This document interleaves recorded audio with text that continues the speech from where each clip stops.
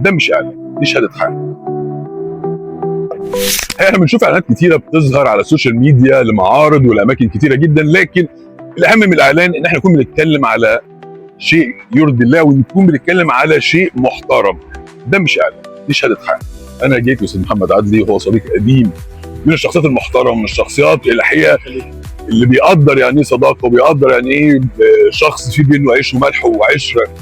طلبت منه عربيه، العربيه جت قبل ميعادها، رجع العربيه جت ارخص من سعر التوكيل، والاهم من كده ان حتى وانا عشان اروح ارخص العربيه وبعت معايا حد يرخص العربيه معايا. عايز حد يسوق العربيه بقى. الموضوع كده تمام. احنا اللي اتشرفنا. ربنا يخليك يا رب. ربنا يخليك. ربنا يخليك. ده انا بشكرك وسعيد بمعرفتك وبالتوفيق، ويكتر من الرجاله المحترمه في بلدنا. تسلم لي يا احمد. ربنا يخليك. مع السلامه. عليك العربيه. ربنا يخليك. ده اوتوموبيلك.